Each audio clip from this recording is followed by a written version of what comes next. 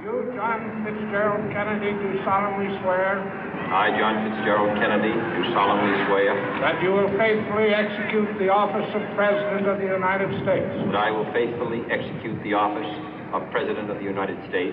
And will, to the best of your ability.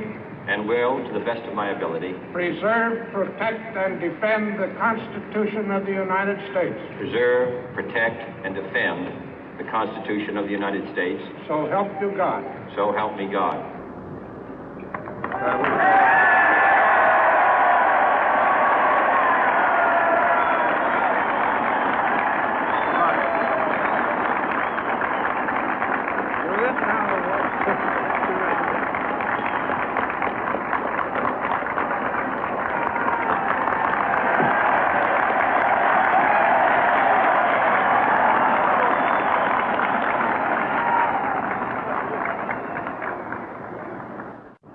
Vice President Johnson, Mr. Speaker, Mr. Chief Justice, President Eisenhower, Vice President Nixon, President Truman, Reverend clergy, fellow citizens.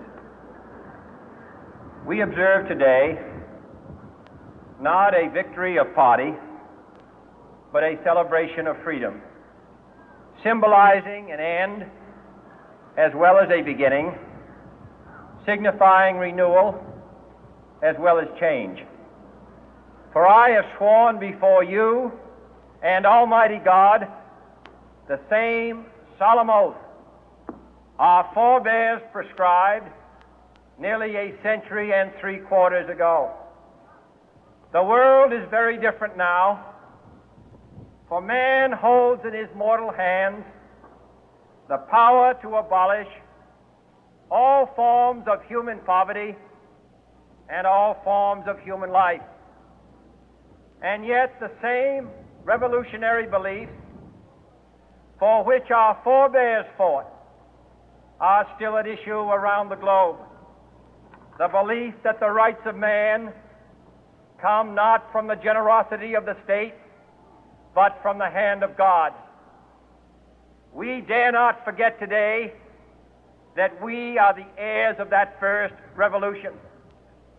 Let the word go forth from this time and place to friend and foe alike that the torch has been passed to a new generation of Americans born in this century, tempered by war, disciplined by a hard and bitter peace, proud of our ancient heritage, and unwilling to witness or permit the slow undoing of those human rights to which this nation has always been committed and to which we are committed today at home and around the world.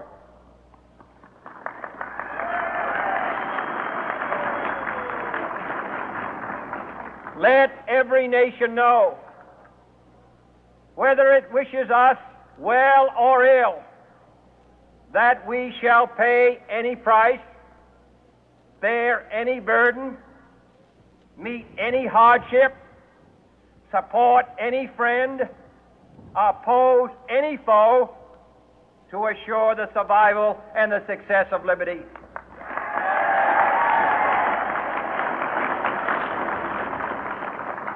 This much we pledge and more. To those old allies whose cultural and spiritual origins we share, we pledge the loyalty of faithful friends. United, there is little we cannot do in a host of cooperative ventures. Divided, there is little we can do, for we dare not meet a powerful challenge at odds and split asunder. To those new states whom we welcome to the ranks of the free, we pledge our word that one form of colonial control shall not have passed away, merely to be replaced by a far more iron tyranny. We shall not always expect to find them supporting our view, but we shall always hope to find them strongly supporting their own freedom, and to remember that in the past, those who foolishly sought power by riding the back of the tiger ended up inside.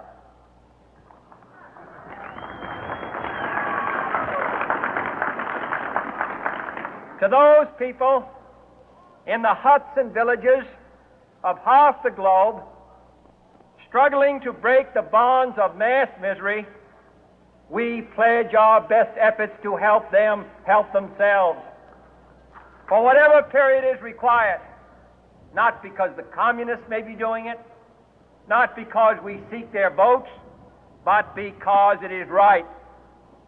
If a free society cannot help the many who are poor, it cannot save the few who are rich.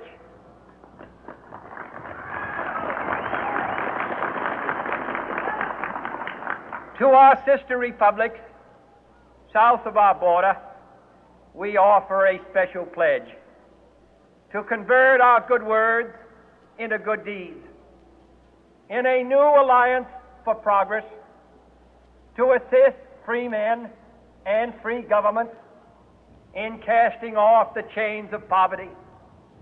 But this peaceful revolution of hope cannot become the prey of hostile powers. Let all our neighbors know that we shall join with them to oppose aggression or subversion anywhere in the Americas. And let every other power know that this hemisphere intends to remain the master of its own house.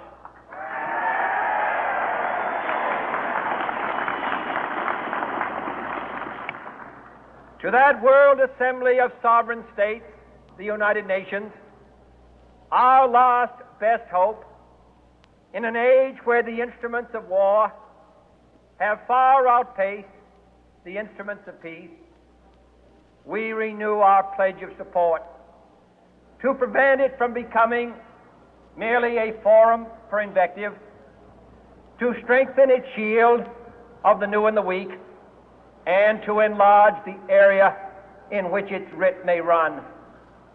Finally, to those nations who would make themselves our adversary, we offer not a pledge, but a request that both sides begin anew the quest for peace.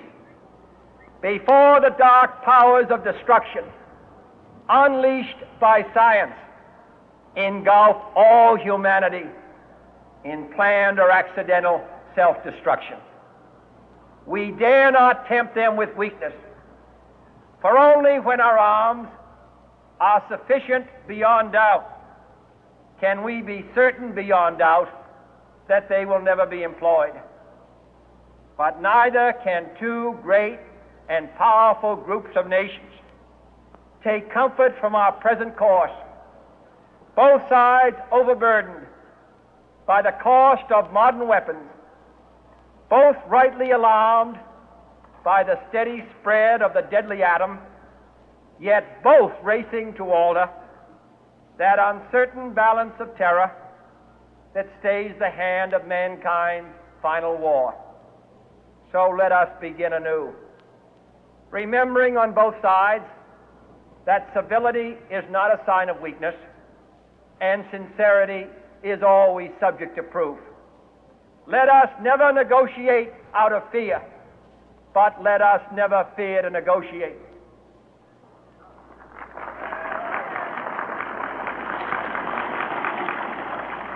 Let both sides explore what problems unite us, instead of belaboring those problems which divide us. Let both sides, for the first time, formulate serious and precise proposals for the inspection and control of arms, and bring the absolute power to destroy other nations under the absolute control of all nations.